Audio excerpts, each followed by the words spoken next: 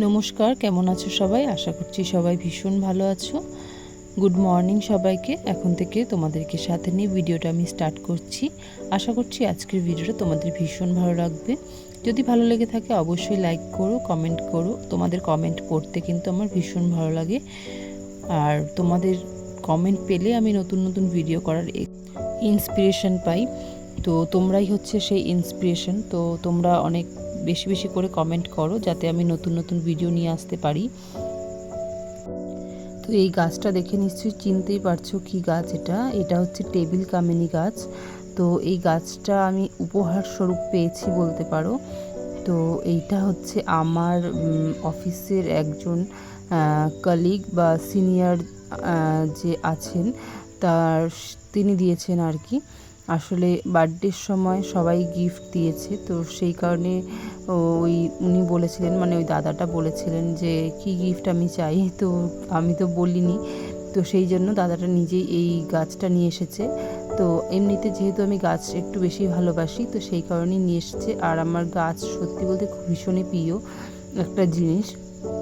তো আমার ভীষণ ভালো লেগেছে এই উপহারটা পেয়ে। আমি তো খুবই খুশি হয়েছি। তো আর গাছটা ভীষণই ভালো। সত্যি কথা বলতে এই টেবিল কামিনী গাছটা আমি অনেক দিন ধরেই ভাবছিলাম কিনবো, কেনার হয়ে উঠছে না। হয়তো এই কারণে কেনা হয়নি যে উপহারটা পাবো, সেই কারণেই।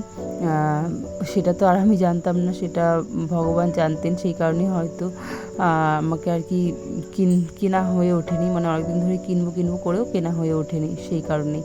তো যাই হোক, গাছটা আমার ভীষণ পছন্দ হয়েছিল এই উপহারটা, মানে খুবই ভালো লেগেছে আমার। তো যাই হোক, এটা আমি যে ছিল ওটা লাগিয়ে নিলাম টবের মধ্যে। তো গতকাল রাতে যখন অফিস থেকে ফ্রি তখন এই গাছটা আমি নিয়ে এসেছিলাম। তো ওটা গতকাল রাতে আর লাগানো হয়নি, তাই আজকে সকালে ঘুম থেকে উঠে আগে গাছটা সেরে নিলাম, লাগিয়ে দিলাম গাছটা।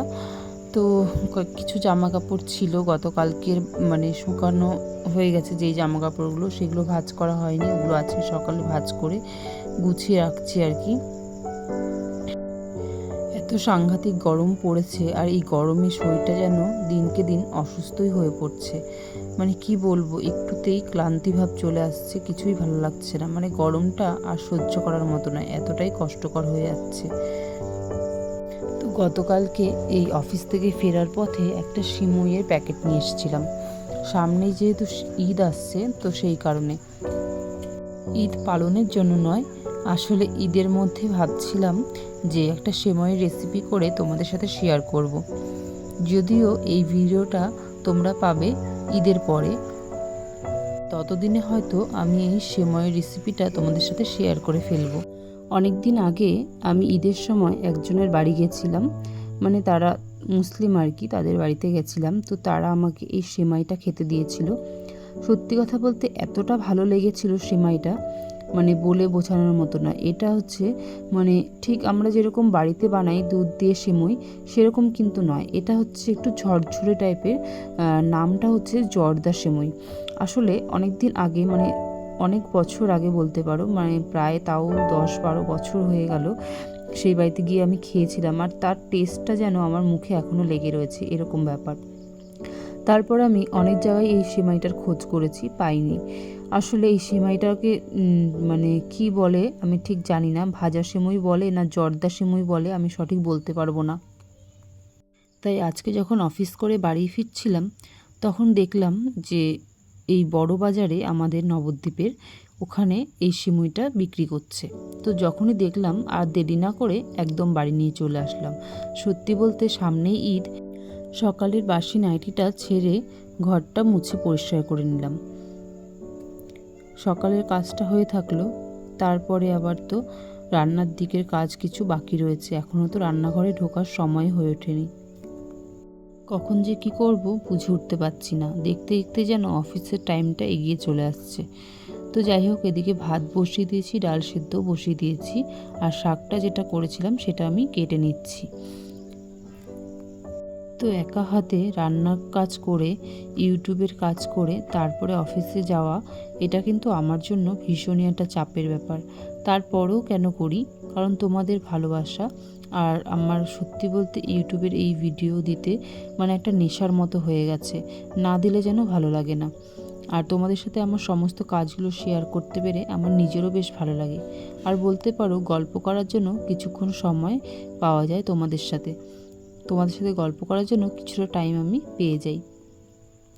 তো যাই হোক, এদিকে আমার শাক কাটা মোটামুটি কমপ্লিট হয়ে গেছে।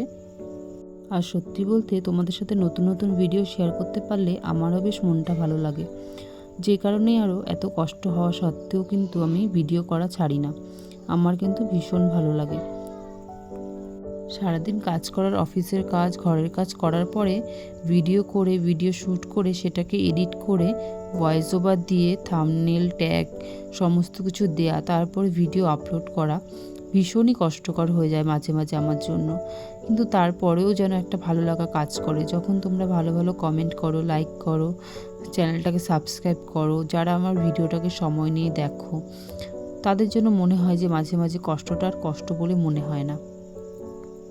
বাকি কিছু সবজি ছিল, সেই সবজিগুলোকেও গুছিয়ে রাখলাম ওই জিপিং ব্যাগটার ভেতরে, কারণ ওগুলোকে ফ্রিজ আপ করতে হবে। সাথে কিছু লঙ্কা এনেছিল, কাঁচা লঙ্কা, সেগুলোর যে ডাঁটিগুলো হয় সেগুলোকে বেছে একটা কন্টেনারে রেখে দিয়ে ফ্রিজ আপ করবো।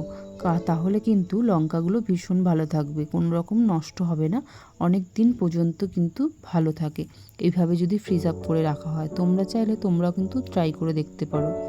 আমি দেখেছি, কারণ গত 2 মাস ধরে এরকমভাবে রেখে দেখছি লঙ্কাগুলো কিন্তু অনেক দিন অবধি ভালো থাকে, কোনো রকম কিন্তু নষ্ট হয়ে যায় না।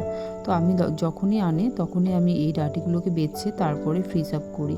আমার কিন্তু মানে এতে কিন্তু কাজে তাড়াতাড়িও হয়, আবার অনেক দিন পর্যন্ত ভালোও থাকে। সমস্ত কিছু করে রান্নাবান্না করে স্নান টান করে কমপ্লিট। এখন আমার শুধু পুজোটা দিয়ে নেব, আর তারপর আমি নিজেও রেডি হয়ে নেব। রেডি হওয়ার পরে মনে হলো যে আমি যে জামা কাপড়গুলো কেচে দিলাম ওগুলো তো আমি রোদে দিতেই ভুলে গেছি। মাঝে মাঝে এমন হয় যে ভুলে যাই, মানে কি বলবো, এত কাজের তাড়াহুড়ো থাকে সকালবেলার দিকটায়, মানে নিঃশ্বাস ফেলার, দম ফেলার সময় থাকে না, তো ভুল তো হয়েই যায়। তো যাই হোক, তবুও রেডি হওয়ার পরেই এগুলোকে ছড়িয়ে দিলাম। আর এখন আমি বেরিয়ে পড়বো অফিসের উদ্দেশ্যে। তো আজকের ভিডিওটা থাকছে এতটুকুই। কেমন লাগলো সবাই কিন্তু কমেন্ট করে জানাতে ভুলো না। আজকের মতো সবাইকে টাটা। সবাই ভালো থেকো, সুস্থ থেকো। চলে আসবো আগামীকাল নতুন ভিডিওর সাথে। টাটা সবাইকে।